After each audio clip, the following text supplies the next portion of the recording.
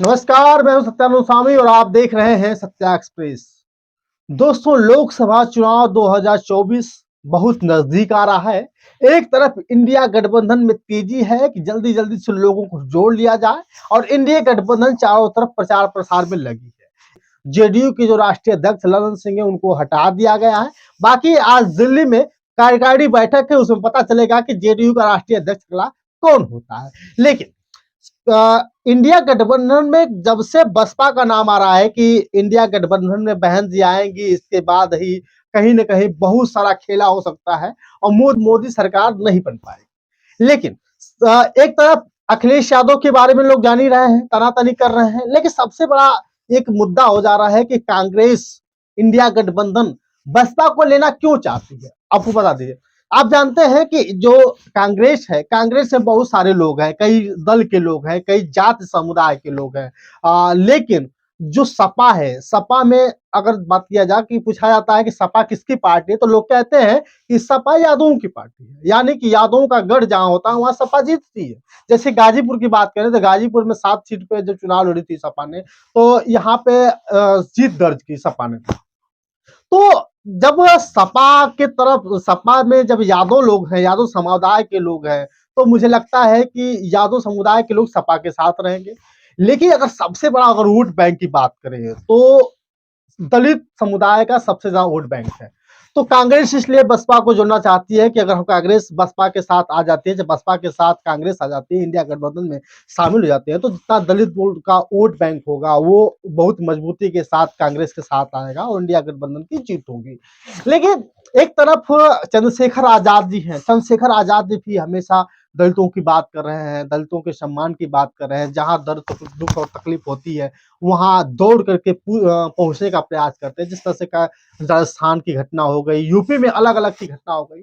लेकिन अगर लोकसभा की बात करें तो लोकसभा में जो उत्तर प्रदेश की सीटें जिसके खाते में जाती है तो उसकी सरकार बनती है। अभी ओम प्रकाश राजभर जी ने कहा है कि जब अयोध्या मंदिर का उद्घाटन होगा 22 जनवरी की, उस दिन सपा और बसपा में खरमंडल मच जाएगा भैया। जल्दी से हम किसी पार्टी की तरफ, किसी गठबंधन की तरफ जाए। लेकिन क्या लगता है कि इंडिया गठबंधन में सपा बसपा एक साथ मिलकर के चुनाव लड़ पाएगी? क्योंकि पिछली बार जब चुनाव हो रहा था तो सपा और बसपा के और रालोद के गठबंधन ने चुनाव लड़ा था, तो जिसमें इसमें कई सीटें बहुजन समाज पार्टी के खाते में आई थी। अब सपा की बात करें, आपने देखा होगा लोक जब विधानसभा का चुनाव चल रहा था तो लोग अखिलेश यादव ओम प्रकाश राजभर के साथ खूब मन लगा के चुनाव लड़े थे, लेकिन अच्छे नंबर उनका उनका अच्छा रहा, अच्छा परफॉर्मेंस रहा, अच्छा सीट जीत पाए थे। लेकिन जो बहन जी हैं, बहन जी अकेले दम पर जब विधानसभा का चुनाव लड़ी तो एक ही सीट निकाल पाई थी। तो लोग कह रहे हैं कि लोकसभा में की सीट कैसे बहन जी निकाल पाएंगी। तो आपको बता दूं कि लोकसभा हो या विधानसभा हो, जिस दिन दलित का वोट बैंक एक तरफ जब तक नहीं होगा, मुझे नहीं लगता कि कोई भी पार्टी जीत पाएगी। चाहे बहुजन समाज पार्टी हो, चाहे चंद्रशेखर जी की पार्टी हो। आपने देखा होगा कि बहुजन समाज पार्टी की तरफ रुख करने की कोशिश की चंद्रशेखर जी, चंद्रशेखर आजाद को बीजेपी का एजेंट बता दिया जाता है। तो मेरा मानना है कि अगर चाहे बीजेपी का एजेंट हो, चाहे कोई भी एजेंट हो, डजेंट मैटर, लेकिन अगर वो दलितों की बात कर रहा है तो वो है कि कर रहा है काम। हमने देखा है कि अगर चंद्रशेखर आजाद का सबसे ज्यादा विरोध अगर देखा गया तो बहुजन समाज पार्टी के लोगों में देखा गया। वो कहते हैं कि नहीं, बीजेपी का एजेंट है। तो चंद्रशेखर आजाद की जो पार्टी है, क्या बसपा के साथ शामिल हो जाना चाहिए था? भी आपने देखा होगा जब एक पत्रकार ने आकाश आनंद जी को, जो उत्तराधिकारी है बहन जी के, वो उनको जब उनसे पूछा गया कि क्या आप भीम आर्मी को जानते हैं, क्या चंद्रशेखर आजाद को जानते हैं, तो कह रहे हैं कि नहीं। कौन भीम आर्मी, क्या भीम आर्मी, चंद्रशेखर आजाद को। इन छोटे-मोटे लोगों के लिए हम बात नहीं करते। तो ये सब छोटी-छोटी चीज़ों से कहीं न कहीं बहुत सारे दलित समुदाय पे धक्का पड़ सकता है। जिस तरह से कहा जाए कि जिस तरह से बहन जी को लोग पहले अपनी आँखों में बिठा के रखते थे, उसी तरह चंद्रशेखर आजाद को भी आँखों में बिठा के रखने लगे हैं। हर जगह जहाँ भी चंद्रशेखर आजाद जी जाते हैं, वहाँ युवाओं की जोश बढ़ जाती है। युवा वहाँ पहुँच पड़ते हैं कि नहीं, मुझे चंद्रशेखर आजाद जी का समर्थन करना है। तो इंडिया गठबंधन की अगर हम बात करें तो इंडिया गठबंधन में अगर बहन जी का साथ अ, चंद्रशेखर जी का मिलता है, चाहे चंद्रशेखर जी बहन जी के साथ आ जाते हैं, तो कहीं न कहीं मुझे लगता है कि जो दलित का वोट बैंक होगा, बहुत मजबूत होगा। और यादवों की बात करें तो यादव भाई हमेशा से ही अखिलेश जी के साथ रहे हैं।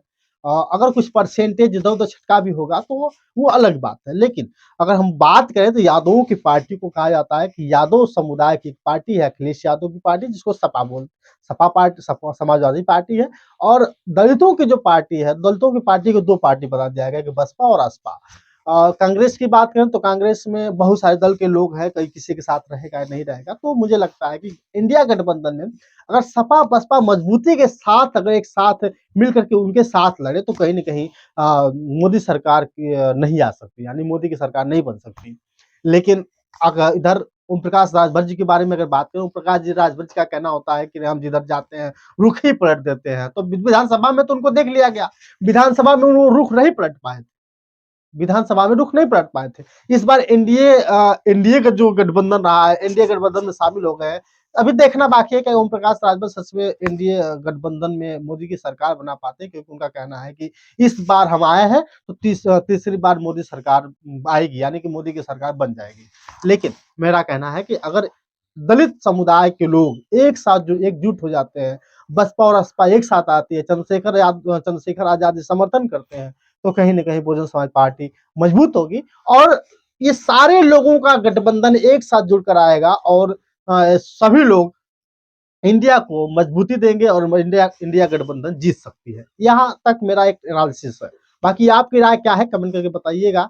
क्या चंद्रशेखर आजाद को बहन जी के साथ आ जाना चाहिए? क्या अखिलेश यादव को बहन जी के साथ गठबंधन में शामिल होकर के लड़ना चाहिए या नहीं? बाकी आपकी राय क्या है? बहुत बहुत धन्यवाद, शुक्रिया।